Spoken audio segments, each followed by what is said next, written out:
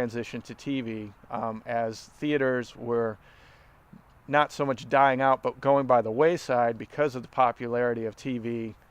They were making the transition to hosts on regular affiliates. So between the spook show hosts and the B movies that were making the run on TVs, the horror host was born.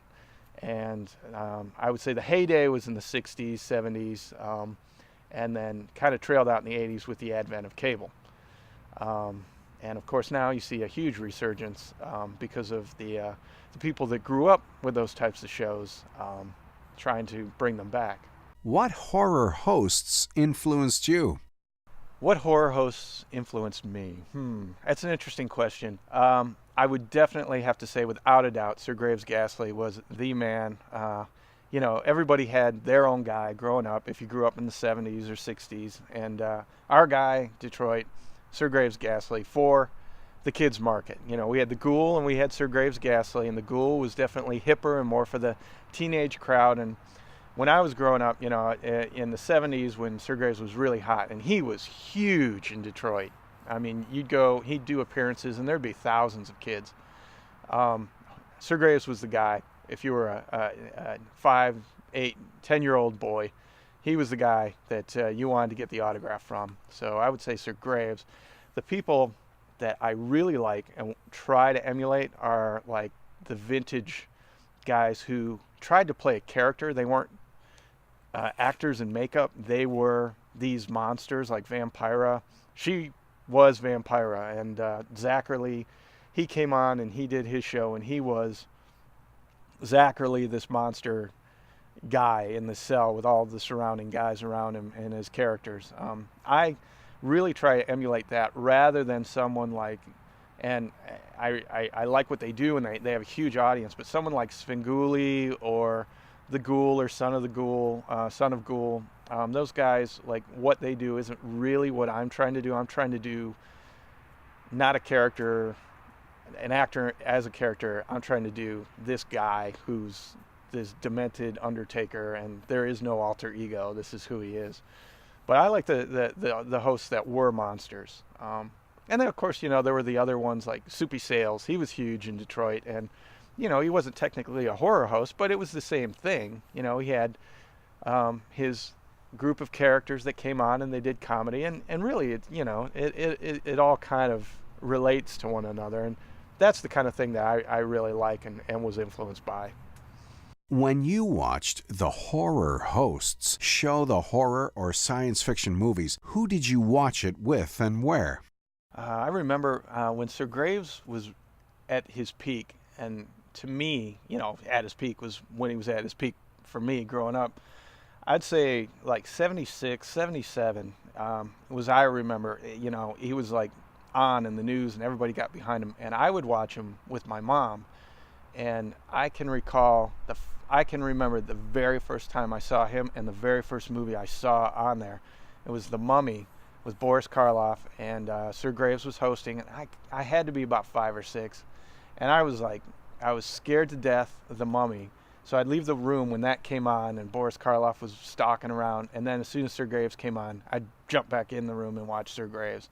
I don't know exactly what he had, but he was really able to tie or just jump right into that kid sort of consciousness, and a lot of the stuff he did was really silly, but to a kid it made perfect sense, and everything, I think he really focused on that and it really worked. And I'd watch it with my mom, and then all the neighborhood kids would watch it. And the thing I loved was the group experience of the whole thing, and how I guess the zeitgeist is the word you would describe. It was like everybody experiencing the same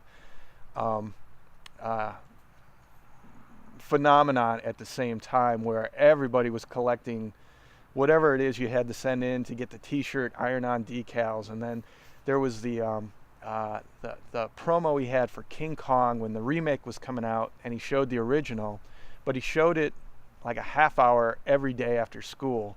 And at the end of that Friday, there was something, it was like an iron-on in the newspaper, or you could, I think it was in the newspaper, because you could cut it out and then iron it on shirts or send it in, but it was like King Kong on it, it might have been the Rensen or Joe Louis. I'm not even sure the Rensen was complete at that point, but um, it was, all the neighborhood kids were into it, and that's the thing. It was like just this experience that everybody had at the same time and was really into, and that was one of the things that I found so attractive, that he just tied the community together so strongly, and it's kind of lacking, definitely, with fragmentation of cable and all the different media sources we have.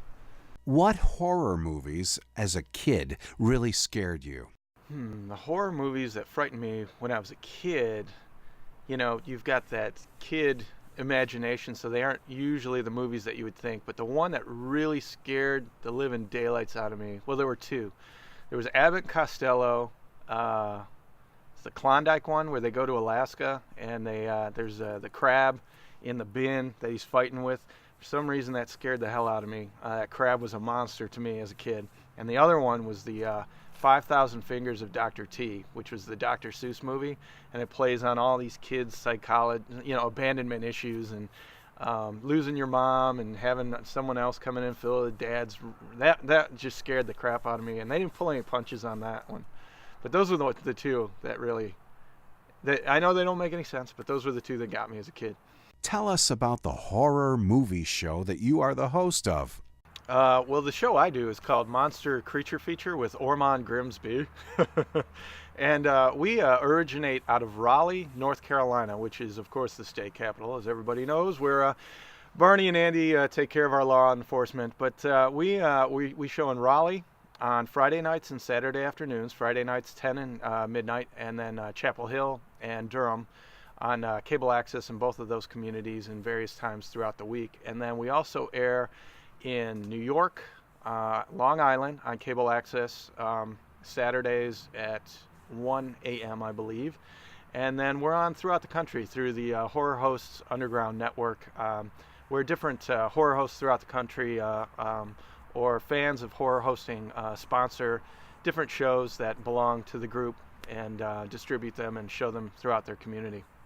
Ormond Grimsby is the character you portray who hosts the horror movies. Who is he? Well, Ormond Grimsby, nobody really knows how old he technically is or when he was born, but he probably gained most notoriety, I would say, in the late 1800s when some of his experiments in embalming and undertaking kind of went awry. He was on to some radical ideas and techniques, and he got chased out of many villages and towns during that time, and he had to kind of go underground. And oddly enough, some of his experiments really did work and help in the longevity of one's self, and in the it worked a little bit better than Botox, let's just say. And so he's still around, and we're not really sure where he hails from. I think somewhere in the New England area, and possibly Scotland before that, but he's kind of dropped the accent. But we're not really sure. But he's still around, and he's kind of given up on the living, so now he offers his services to the pretty much already undertaken, and just trying to beautify and educate that whole population, that sect, in kind of cosmetology of the dead, if you will, and trying to make them look their best and most presentable, because zombie walks are all the rage now, and you want to look your best, right?